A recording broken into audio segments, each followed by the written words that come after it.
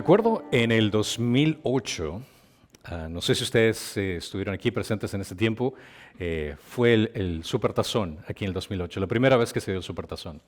Yo tuve la oportunidad de trabajar como chofer de gente importante en el Supertazón. Y fue muy interesante el manejar a personas importantes y sobre todo deportistas de alta categoría. Pero digo de alta categoría porque supuestamente eso es lo que me decía la gente. Yo no conocía absolutamente a nadie. Yo manejaba gente en el auto que no tenía idea de quién era. Yo escuchaba decir a mis colegas que manejaron a tal deportista y eran jugadores importantes y yo les compartía acerca de las personas que manejaban y ellos me decían, no es posible que hayas tenido a ese jugador contigo manejando. Y yo no tenía idea de quién era. O sea, pero ¿te puedes imaginar cuál hubiera sido la reacción de las personas con quien estaba hablando si les hubiera dicho, pero no es para tanto, cualquier persona puede lanzar una pelota? ¿Te imaginas que no solo hubiera pasado de ignorante, sino también de arrogante y de insolente al decir como, cualquiera puede hacer eso, cuando estamos hablando de estrellas de alta categoría en el deporte? Ahora, lamentablemente no me dejaron quedarme con el auto, pero tuve que regresarlo, ya ni modo.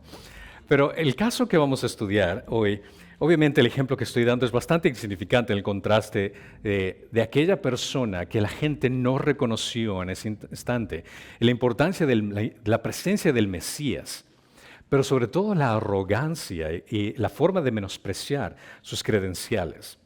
Así que en esta ocasión vamos a ver en este siguiente pasaje cómo observan a Jesús y la incredulidad que tenían Israel, que ahora viene a darse más abierta que nunca.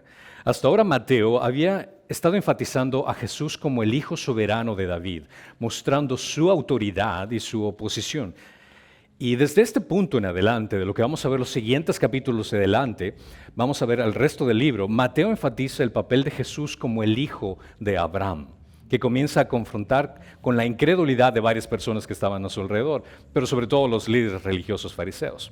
En este pasaje nos lleva a la desilusión con respecto a cómo Israel reaccionó a la presencia del Mesías junto a ellos, en medio de ellos, y cómo ellos rechazaron las credenciales de aquel Mesías.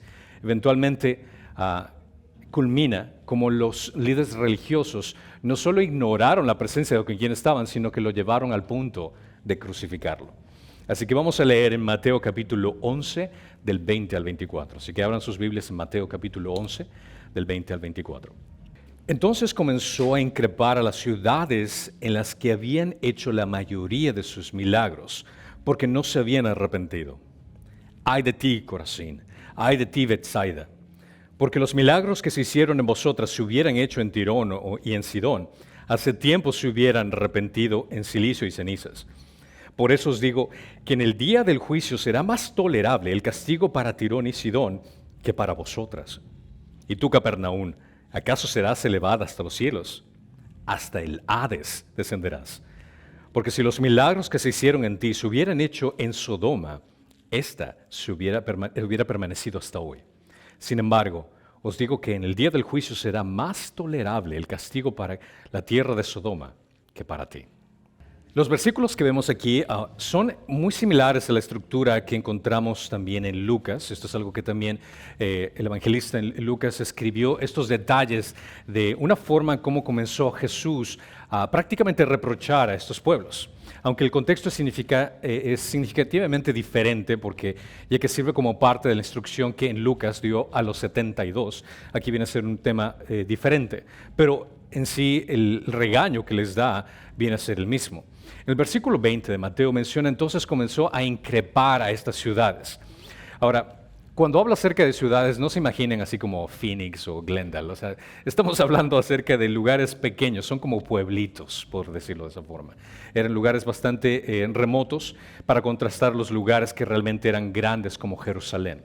Entonces, cuando Jesús se está refiriendo a estas ciudades, se está refiriendo a lugares pequeños, no a ciudades, como en contraste sería con Jerusalén. Jesús comenzó a increpar. Ahora, la palabra increpar significa reprender. El verbo se entiende como decir que estaban equivocados, como diciendo estoy condenándolos o acusar de que estaban equivocados. Jesús había realizado una serie de milagros en estos lugares y en la mayoría de las obras eran de sanación, y esperaba quienes vieran esto, estas obras que Jesús había hecho, hubieran reconocido que están en presencia del Mesías, las señales de que Dios estaba obrando esos milagros enfrente de ellos. La gente de los pueblos es que se había dado estos milagros, que habían presenciado estos lugares, no habían reflexionado lo que significaban estos milagros. Pensaban tal vez que era un curandero que fue por ahí nada más a hacer obras milagrosas, pero no se dieron cuenta de la implicación, de la importancia de estos milagros y lo que apuntaban los milagros a este individuo. Los milagros atestiguan la presencia de lo divino en medio de ellos. Y era la confirmación, como hemos estudiado, de esas revelaciones de profecía que se dieron en el Antiguo Testamento acerca de quién es la persona con quien estaban en ese momento. Por lo tanto, la gente que los vio debía darse cuenta de que estaban en la presencia de Dios, pero lamentablemente no lo hicieron, no se arrepintieron. Cuando menciona acerca de arrepentir, Jesús está queriendo decirles aquí el hecho de que ellos no cambiaron de pensamiento, no dieron la espalda a sus pecados, no se volvieron hacia Dios. Jesús no buscaba un asombro y admiración por los milagros que él estaba haciendo, sino que se dieran cuenta de que Dios estaba ahí presente y que tenían que dar y reconocer su arrepentimiento. Es una fuente de notar que la predicación y los milagros era que estaban en presencia del santo Dios y que ellos por tanto no lo eran. Por ende, recordar constantemente de que su condición pecaminosa tiene una necesidad de acercarse contra Dios. Las personas nunca avanzarán espiritualmente, y esto incluso nos aplica a nosotros también, a menos de que den el primer paso de darse cuenta de que estamos mal. El arrepentimiento es algo crucial en nuestras vidas. El arrepentimiento no es únicamente decir me equivoqué y ya estoy aquí, continúo. No, el arrepentimiento es un cambio de 180 grados y regresar y buscar a Dios específicamente. Fue la falta de arrepentimiento la que formó el cargo en contra de ellos. Y Jesús hace un énfasis del arrepentimiento en el problema que encontró en estas ciudades. Fue, hizo milagros, les predicó a ellos, pero ellos no se arrepintieron. Por su arrogancia y prepotencia, Jesús los condena. El versículo 21 menciona, ay de ti, Corazín, ay de ti, Betsaida, porque si los milagros se hicieron en vosotros se hubieran hecho en Tirón y en Sidón, hace tiempo se hubieran arrepentido en silicio y en ceniza. La expresión de ay de ti no es un llamado de venganza. Jesús no está diciendo esto para vengarse, sino una expresión de asombro como diciendo, cuán terrible será el futuro para ti. Conviene una advertencia como con compasión. Eso es lo que quiere decir esta expresión en griego, de ay de ti. Jesús se lamenta por el destino de la ciudad, de lo que va a ocurrir con ellos, por el hecho de que estuvieron en presencia del Dios Todopoderoso y no lo reconocieron. Ahora, Corazín y Betsaida se mencionan en el Nuevo Testamento solo en este pasaje y es paralelo, como mencioné, a Lucas 10:13 y no aparece en el Antiguo Testamento. Esto se encuentra como unas 2 millas de Capernaum. Es un pueblo que al parecer tenía cierta importancia. El simple hecho de que se mencione esta ciudad donde Jesús había ministrado, que desconocemos, es un recordatorio de que Jesús había ministrado en diferentes lugares de esta región, pero no tenemos ningún dato específico de qué es lo que hizo en esos lugares. Nos recuerda de lo poco que sabemos sobre la vida y el ministerio de Jesús. Y no por nada Juan escribió en Juan capítulo 21-25 diciendo, y hay también muchas otras cosas que Jesús hizo, que si se escribieran en detalle, pienso que ni aún el mundo mismo podría contener los libros que se escribirían. Hay varias ciudades y varios milagros y varios eventos que nosotros desconocemos que Jesús hizo. Estas son 2 ciudades donde se habían hecho, al parecer, milagros sumamente importantes y que estas ciudades no se arrepintieron, no reconocieron al Mesías. Ahora, Betsaida era un pueblo de pescadores o aldea, por ponerlo de esta forma, a la orilla del mar de Galilea, justo al este de Jordán. Felipe, Andrés y Pedro procedían de este lugar, ellos habían nacido en Betsaida. El hecho de que los 3 apóstoles vinieran de este pueblo, tú pensarías que, bueno, están en este lugar, la gente que conoce a estos grandes apóstoles se hubieran arrepentido, pero lamentablemente no fue así. Marcos nos dice que Jesús le dio la vista al ciego allí en Marcos 8, 22 al 26. Y Lucas ubica que en este lugar aproximadamente se alimentó a los 5,000, ahí en Betsaida. Entonces estamos hablando de milagros que eran realmente significativos. No estoy hablando así como esporádico, una persona por aquí y por acá. No, estamos hablando de situaciones que fueron a gran escala también. Entonces la razón del ay de ti significa que él había hecho mucho más en estos lugares de lo que nosotros conocemos. Eran obras de poder, manifestaciones de la presencia de Dios y en consecuencia invitaciones a que la gente reflexionara. Dices que estás viendo algo tan magnífico, deberías de pensar el individuo que lo está haciendo. Jesús no fue para presentarles un show de sanación. Jesús no fue únicamente para asombrarlos, fue para que se dieran cuenta que en medio de ellos, de estas señales, el Mesías estaba presente. Por ende, arrepiéntanse. Tirón y Sidón.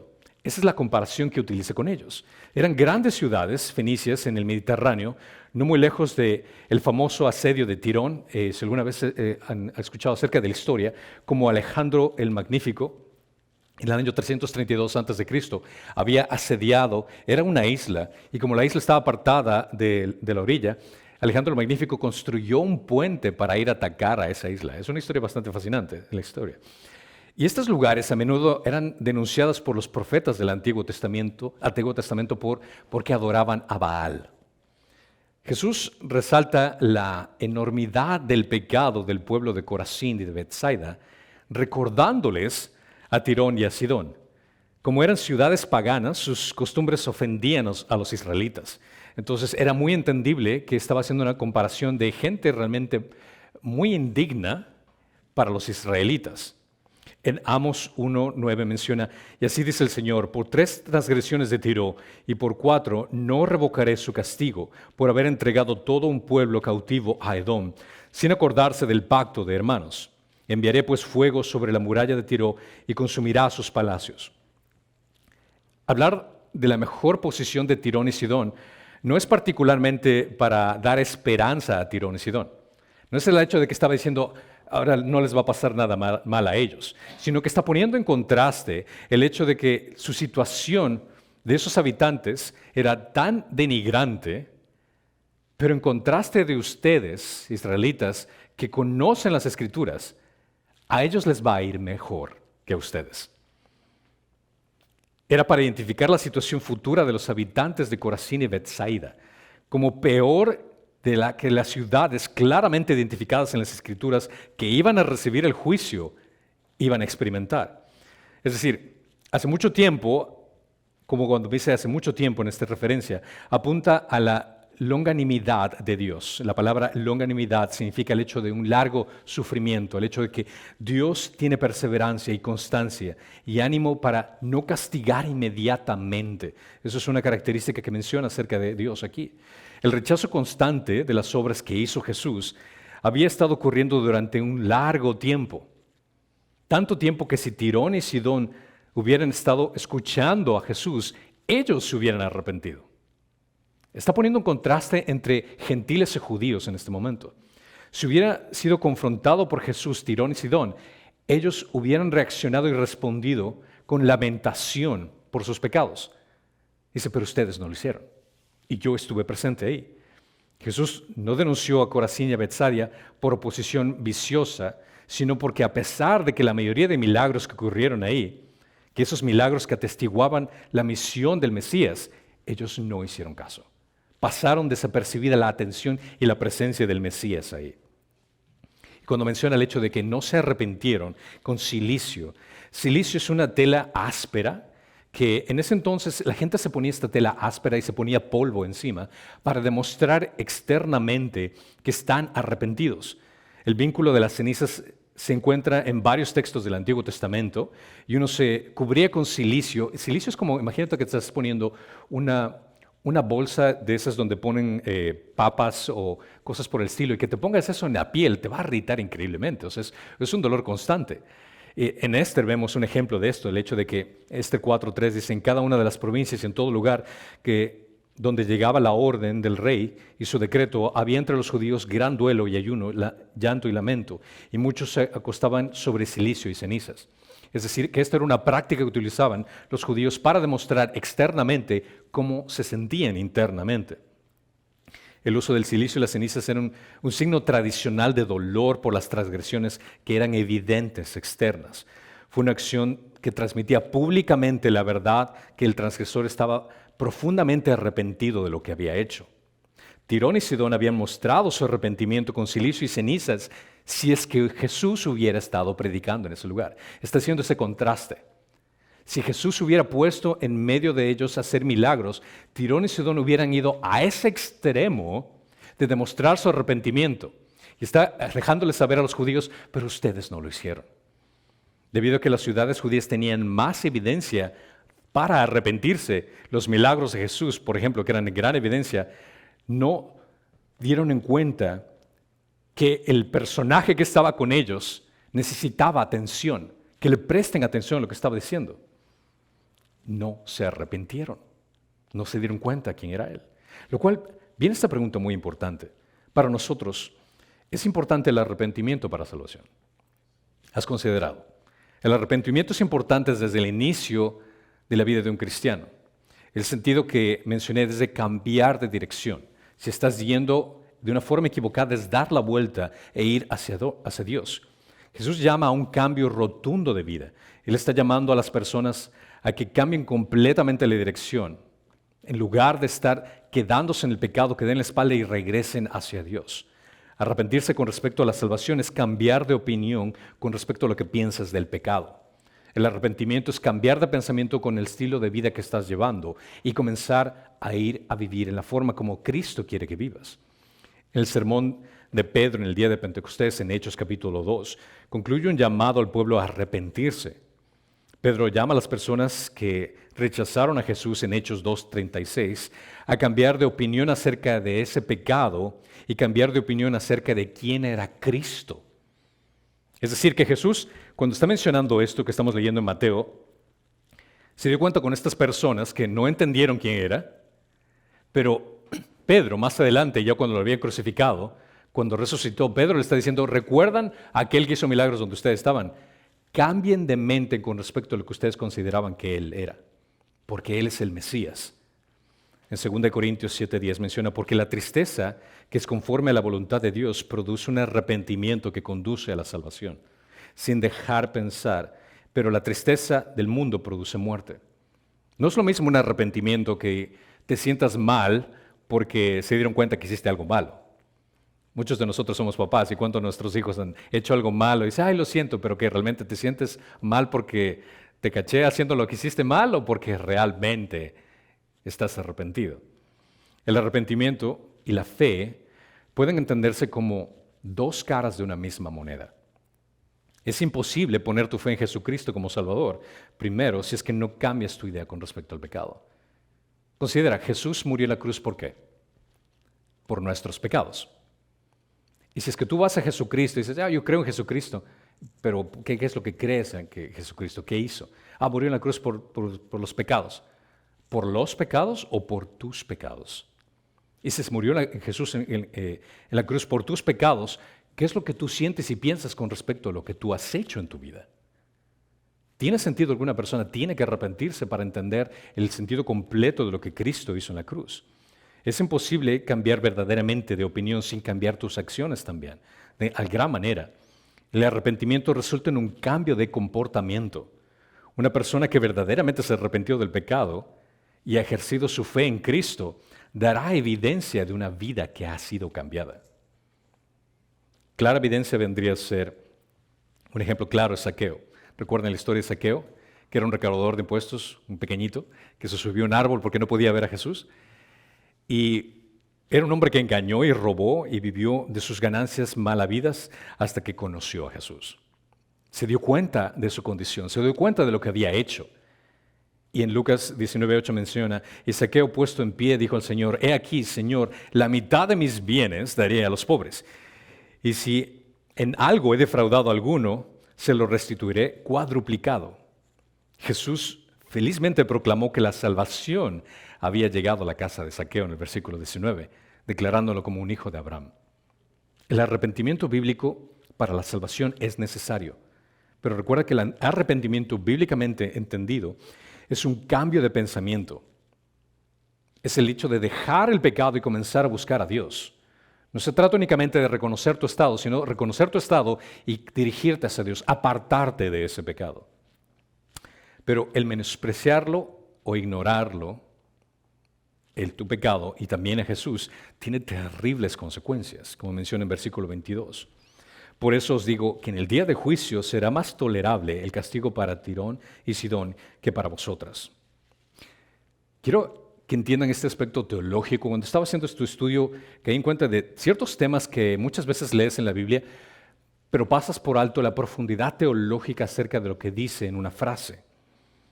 Cuando habla acerca de este juicio, hay ciertas proposiciones teológicas del día del juicio. La insistencia de que Jesús, en mencionar el día de juicio, presupone tres proposiciones teológicas muy importantes que debemos de considerar. El primero es el hecho de que el juez tiene conocimiento absoluto. Él sabe lo que Tirón y Sidón habían hecho. Sabe las circunstancias de cada una de las personas que habían vivido ahí. Es decir, que cuando cada persona está en presencia de Dios, Dios conoce exclusivamente a este individuo en cada una de las acciones que había hecho, que había pensado, las intenciones que tenía e incluso las cosas buenas que tenía que hacer que no había hecho. Estamos ante un juez perfecto, soberano, que conoce completamente todo. Otro punto es el hecho de que Dios no le debe revelación a nadie. No tiene la obligación de revelarse a todos los pecadores. Si Dios se reveló específicamente al pueblo de Israel para que se arrepienta, Él no tenía la obligación de presentarse y revelarse al pueblo de Tirón. Considera que todos nosotros somos pecadores, por ende todos los pecadores merecemos el castigo. Que Jesús se presente y nos salve es un privilegio, pero el decir el hecho de que Jesús no salvó a otra persona, no podemos decir que eso es injusto. Te lo pongo de esta forma. Imagínate que todos nosotros estaríamos en la cárcel por crímenes que cometimos, que son obvios y claros, y de pronto el presidente decide darnos un perdón presidencial. Y del grupo que estamos aquí, decide dar un perdón presidencial exclusivamente solo a 4 personas. Los que estamos en el otro grupo, ¿podríamos decir que es injusto que no nos dio ese perdón? En lo absoluto. ¿Por qué? Porque nosotros estamos en la cárcel específicamente porque somos criminales, porque hemos cometido un crimen y merecemos el castigo por el crimen que hemos cometido. Que esas 4 personas hayan recibido el perdón presidencial es un privilegio realmente que ellos tuvieron. Pero realmente no podríamos acusar al presidente y decir, tú eres injusto al no dar ese perdón al resto de las personas. En primer lugar, esas 4 personas no merecían ese perdón. El hecho de que hayan recibido ese perdón es una muestra de misericordia. Viene a ser el mismo sentido. Dios no le debe revelación a nadie. Caso contrario, sería injusto por no revelarse a otras personas. Pero debemos atender ese principio. Dios no le debe el perdón a nadie. A nadie. Al contrario, todos nos merecemos el castigo, pero no su perdón. Y tercero es el hecho de que existe castigo en el día del juicio. Tiene en cuenta la maldad efectuada al igual que la revelación otorgada. 2 principios sumamente importantes. No solo se trata del hecho de lo que tú has cometido, sino también se trata de qué tanto conocías acerca de Él. Por ponerte un ejemplo, si estás manejando estás manejando en California y estás yendo a un exceso de velocidad, el oficial de policía te para y te va a dar un ticket. Si es que tú le sales con la excusa, es que yo no conocía esta ley, ¿crees que te va a evitar el ticket? No, en lo absoluto. Pero ¿qué con respecto al hecho de que si es que tú eres una persona que hace las leyes de tránsito y estás yendo a velocidad? Tú conocías esa información. Y de pronto el oficial de policía se entera de que tú eras esa persona que pone las leyes de tránsito. ¿Crees que te va a dar el ticket o no? Con más ganas. ¿Por qué? Porque tú sabías que eso era una violación. Quiero que entiendas el mismo sentido con respecto al hecho de que el conocimiento que tenemos acerca de exponemos la palabra de Dios a la gente. Es por eso que les he dicho, cuando compartan el Evangelio con alguien, siempre tienen que darle esta advertencia. Le explicas a la persona acerca de Jesucristo, le explicas a la persona el hecho de que únicamente por el trabajo culminado de Cristo puede ser salvo. Pero también tienes que poner esta cláusula al final. Quiero que consideres algo. En este momento, tú ya conoces el Evangelio. Se ha presentado el Evangelio ante ti. Por ende, tu castigo va a ser peor a que si no lo hubieras escuchado. Si no lo hubieras escuchado en sí de por sí, estabas destinado al castigo. Pero ahora por el hecho de conocer la salvación y rechazarla, va a ser peor. Siempre tenemos que explicar eso en el Evangelio al final. Menciona que el juicio va a ser más tolerable para Tirón y para Sidón. Su juicio, aunque terrible, es menor que el que las ciudades judías iban a experimentar. Las 3 ciudades de Galilea, Corazín, Betsaida, Capernaum, a pesar de esa luz que habían recibido, a pesar de que Jesús había estado con ellos, su condenación iba a ser peor. Jesús no disminuyó la severidad del juicio para las otras ciudades, sino que está diciendo que la pecaminosidad de esas grandes ciudades, el castigo que van a recibir, no va a compararse con el castigo que ustedes van a recibir. Porque yo me presenté a ustedes. Yo les presenté la verdad a ustedes. ¿Y ustedes qué hicieron? La rechazaron. Tirón y Sidón en sí no eran pueblos respetuosos o dignos como para usarlos como ejemplo, como diciendo, estos pueblos son mejores que ustedes. No, realmente eran denigrantes. Pero se informa a los habitantes de Corazín y Betsaida que a pesar de esto, la suerte de estos pecadores será preferible para ellos que para los pueblos judíos que rechazaron a Jesús. El día de juicio era un día que la mayoría de los israelitas estaba pensando, no, pues nosotros somos hijos de Abraham, nos va a ir súper bien, vamos a ir a presencia de Dios y nada malo va a pasar. Pero no, por el rechazo al Mesías, les dice, piensen de nuevo lo que están considerando. Los judíos tenían las promesas y las profecías del Antiguo Testamento para confirmar el cumplimiento del Mesías. Ellos tenían toda esa información para darse cuenta que la persona que estaba haciendo milagros no era un simple curandero. Y rechazaron al Mesías, al Rey, frente a tal evidencia. Y fue una ofensa mayor que las peores ofensas que Sodoma, Tirón y Sidón, quienes habían ignorado en la presencia de un Mesías. Jesús dijo que si esos testigos ignorantes se les hubiera presentado la misma evidencia que les presenté a ustedes, ellos se hubieran arrepentido inmediatamente. Pero ustedes, a pesar de que tenían toda esa información, toda esa evidencia, no lo hicieron. Él no dice que Tirón y Sidón no serán castigados por sus pecados. Él dice que el día de juicio, aquellos que han tenido mayores oportunidades que las de Corazín y Betsaida serán juzgados más severamente que aquellos que han tenido menor evidencia. A lo cual nos lleva al punto principal de este mensaje que Jesús nos quiere dar a entender. Es el hecho de que el arrogante que menosprecia la misericordia y la bondad de Dios sufrirá las consecuencias por su insolencia. Esto es un tema sumamente difícil de explicar a alguien que no quiere creer en Dios o tal vez le es indiferente. Pero es una advertencia sumamente fuerte. Cuando compartimos el Evangelio con aquellas personas que no les interesa Jesús, debemos explicarles que quiero que consideres esto. Estás rechazando tu única oportunidad de salvación. Y al rechazarlo, tu condenación va a ser mucho peor. Pero la condenación no termina únicamente con Corazín y Betsaida. Continúa en el versículo 23 y dice, ¿y tú, Capernaum, acaso serás elevada hasta los cielos? Hasta el Hades descenderás. Capernaum menciona, aquí es la que recibe la peor de las reprimendas. La ciudad que figura de manera más prominente en las narraciones de los evangelios. Es una ciudad al costa noroeste y el centro del comercio del mar de Galilea. Capernaum significa la casa o pueblo de Nahum. No sabemos realmente quién era Nahum, se desconoce la identidad de esta persona. Pero el apóstol Pedro y su hermano Andrés y el discípulo Felipe eran originarios del pueblo de Betsaida y ellos se fueron a vivir a Capernaum. Ellos se encontraban ahí. Y Jesús estuvo allí a menudo y de hecho fue considerado como su base de operaciones. Él incluso la llamaba su propia ciudad.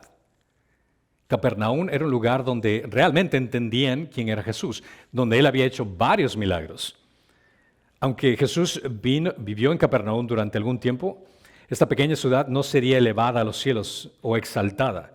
En cambio, sus habitantes descenderían a las profundidades, literalmente al Hades, al lugar de los muertos. En vez de pronunciar un "hay aquí" sobre esta ciudad, Jesús les hace una pregunta. Obviamente una pregunta buscando una respuesta negativa. ¿Serás exaltado a los cielos?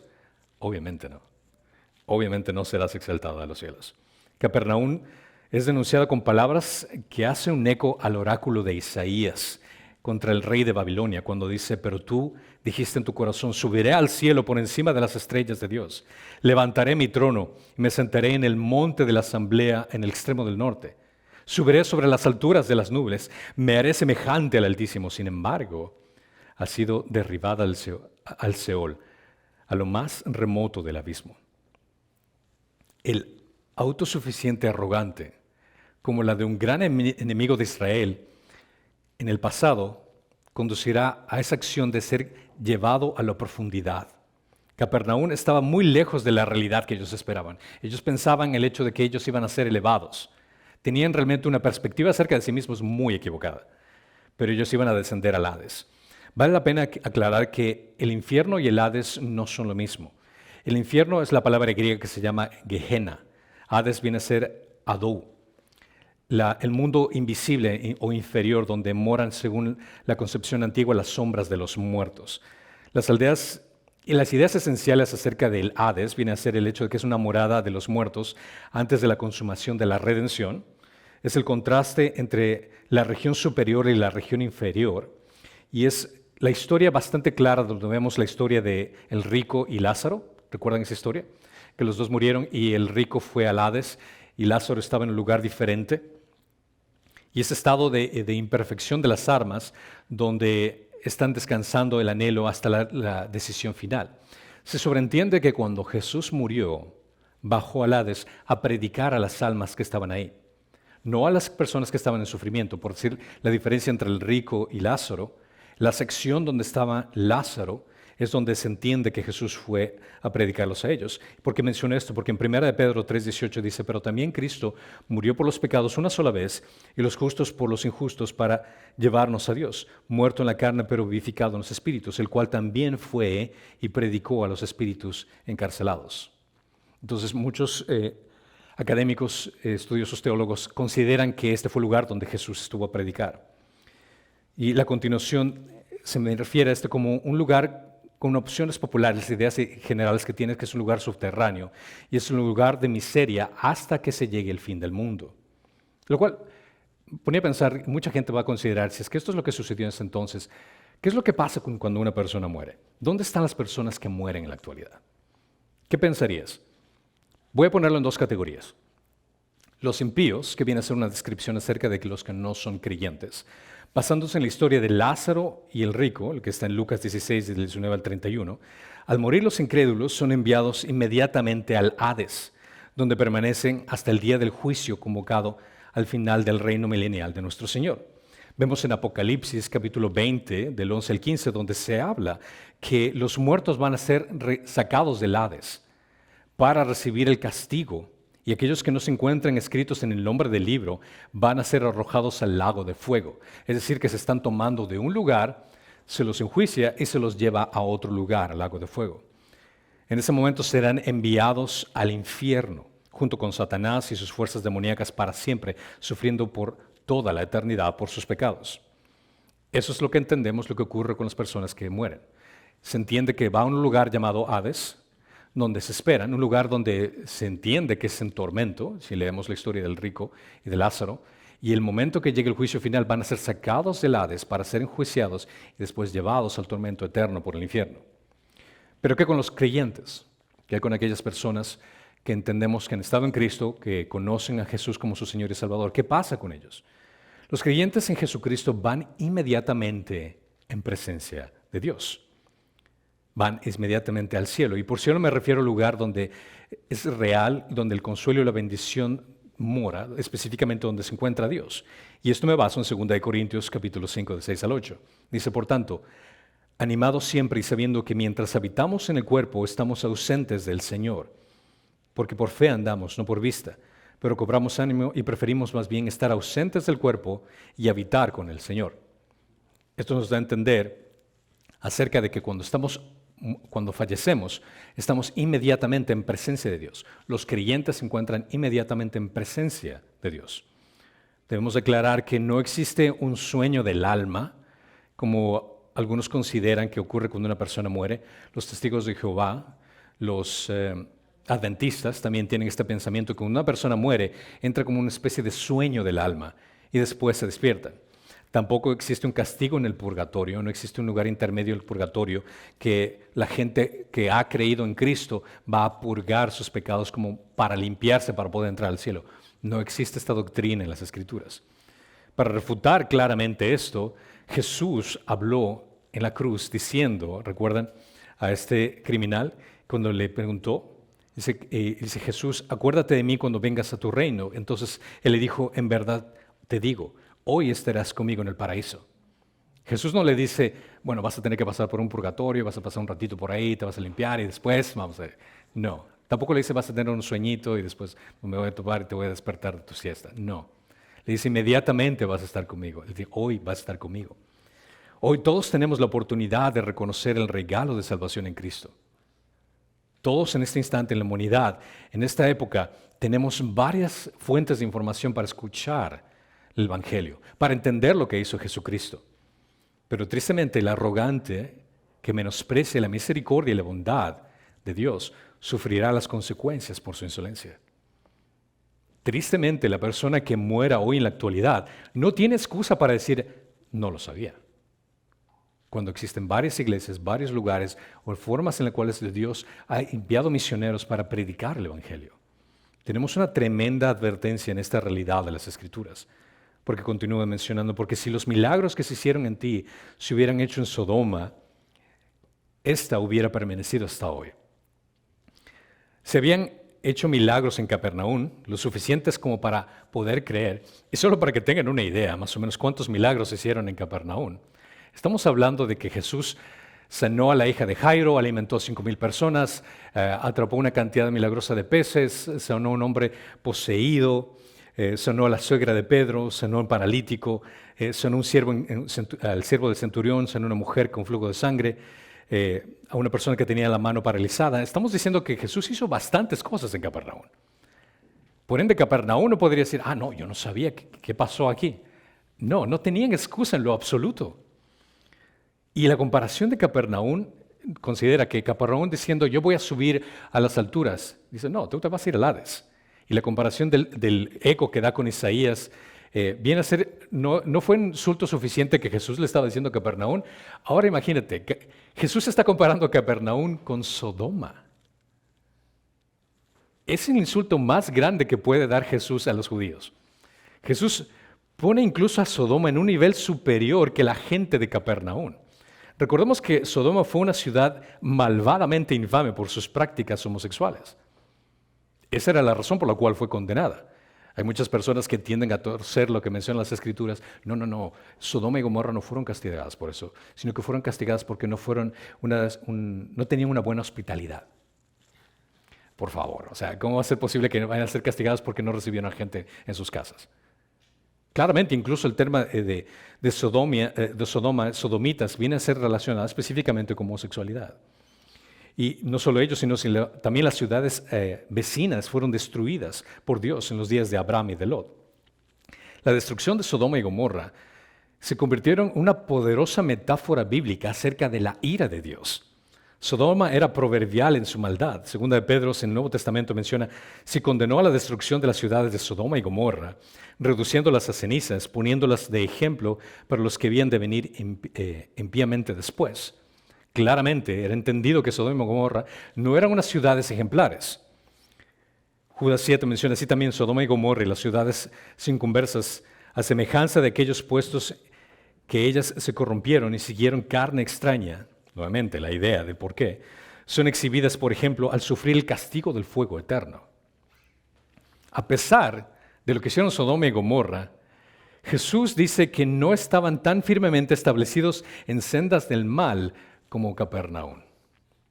Solo piensa, siendo judío, está escuchando a Jesús hablando acerca de tu pueblo y que diga, usted es ciudad de Phoenix. Por el hecho de que Jesús vino y predicó aquí en ustedes, hizo milagros aquí en ustedes. Otras ciudades, en un lugar bastante cruel, les voy a poner Corea del Norte. A Corea del Norte le va a ir mejor que ustedes. Corea del Norte es un país comunista que mata, la gente no está libre ahí, mata a aquellos que estén en contra de sus pensamientos. Es prácticamente una prisión al aire libre. Como diciendo, Corea del Norte va a estar mejor que ustedes, Phoenix. A ese nivel. Pero el insulto es mucho más profundo siendo judío, porque entiendes lo que sucedió en Sodoma y Gomorra. Y tu identidad como judío, dices, no, yo soy un hijo de Dios, soy el pueblo escogido de Dios. Dices, no, espérate. Sodoma y Gomorra le va a ir mejor que a ti. Difícilmente podría imaginarse un contraste más duro entre Capernaum y Sodoma para un judío en la audiencia de Jesús. El preferir Sodoma hubiera sido encontrado en una mejor posición que ustedes. Era bastante insultante para un judío. ¿Puedes entender por qué Jesús comienza ahora a recibir esa oposición de la gente? Porque Jesús no le estaba predicando de una forma sutil. Si Cristo hubiera aparecido en Sodoma y realizado sus milagros y dado sus enseñanzas, esa gente habría existido hasta el día de hoy. ¿Por qué? Porque ellos se hubieran arrepentido. Pero ustedes, que son tan religiosos en su forma de ser, en su forma humana, que tienen la presencia del Mesías, no lo hicieron. ¿No es interesante que las personas buenas y religiosas a menudo son las más difíciles de alcanzar? Porque son bien testarudas y piensan que su forma de ser es la única. La arrogancia y la inmoralidad serán castigadas, pero no tan severamente como el hecho del llamamiento directo de Dios.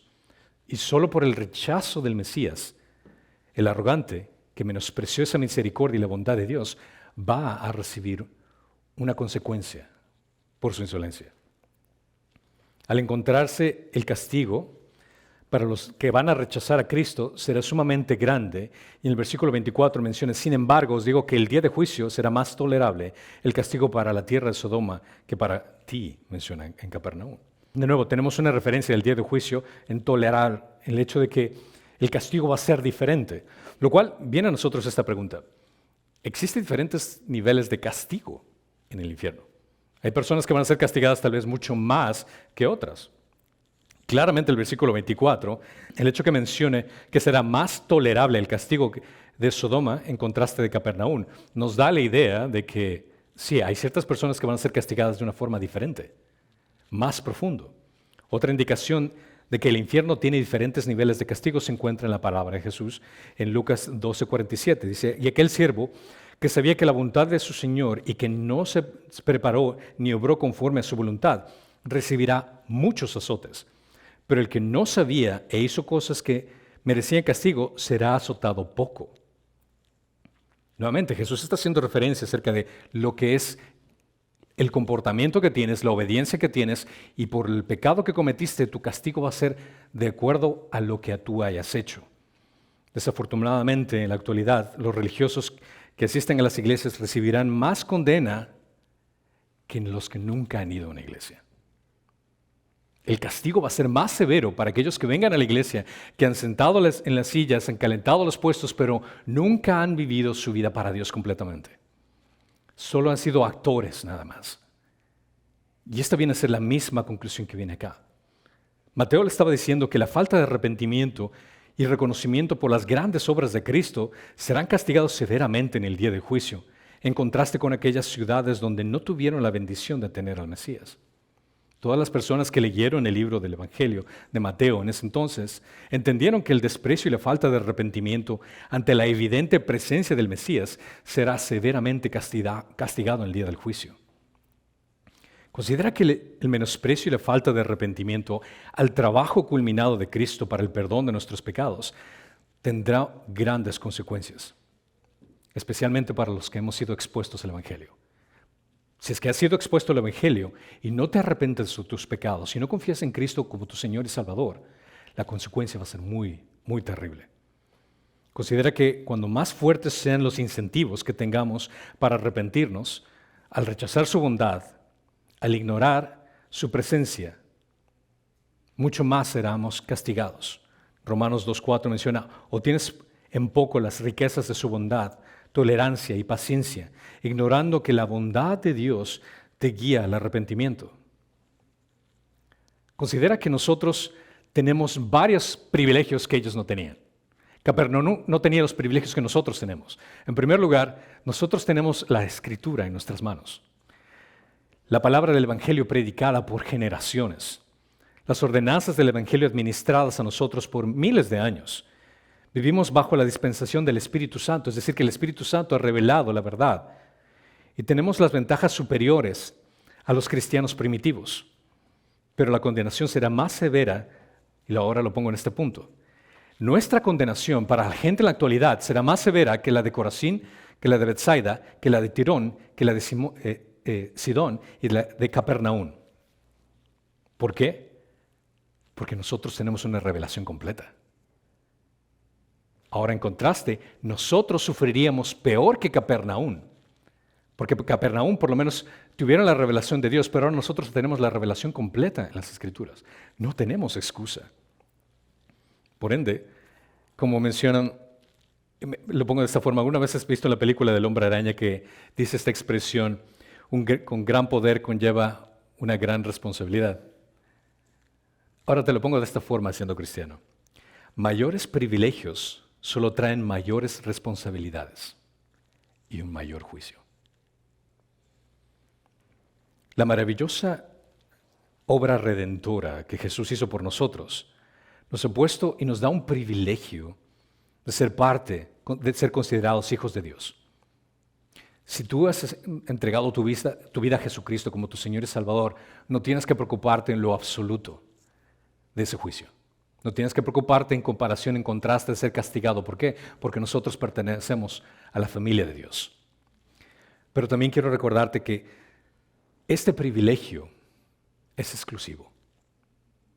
El hecho de que seas parte de la familia de Dios te pone en una posición totalmente diferente, que tú no te la has ganado, que tú no te la mereces. Y es decir, que cuando nosotros ponemos en nuestros labios la palabra de Yahweh, gloria a Dios, Jesús, cada vez que menciones eso, recuerda que tienes una posición privilegiada y estás en un lugar donde recibes bendición. Y a pesar de vivir en un mundo que es quebrantado por el pecado y las circunstancias que experimentemos, hemos sido privilegiados de ser parte de la familia de Dios. Y ese recordatorio, esa idea primordial, es lo que te va a ayudar a seguir adelante. No importa las dificultades, no importa los problemas, no importa las vicisitudes, siempre recuerda tu identidad en Dios. Pero también que tengas un corazón quebrantado por aquellas personas que no están siendo parte de la familia de Dios. Y con un corazón quebrantado acercarte y decirles, escucha, esta es la salvación que Dios te provee. Por amor a Dios, escucha. Pero al mismo tiempo, advertirles, se te ha presentado la única esperanza y la única salvación que tienes en Jesucristo. Y si rechazas esto, tus consecuencias serán muy grandes. Dios no quiere que perezcas. Dios te ha amado tanto que vino a este mundo para dar su vida por ti. No lo rechaces. Y nosotros seamos fieles en compartir esa verdad. Amén. Padre, Señor Todopoderoso, te damos gracias por el privilegio que nos has dado al llamarnos, al quitar esa venda de nuestros ojos espirituales y darnos cuenta de nuestra condición pecaminosa y nuestra gran necesidad que tenemos a ti. Bendícenos, Padre Santo, con la oportunidad de compartir de esa verdad con otras personas. El Evangelio de salvación que transformó nuestras vidas, Señor, presentárselo a cada una de las personas que están a nuestro alrededor, familiares, amigos, Señor, que no tienen esa relación, que tú no se han reconciliado contigo todavía. Danos la sabiduría para poder compartir tu verdad. Por honor y gloria a tu nombre, te lo pedimos en Cristo Jesús. Y todos dicen, amén.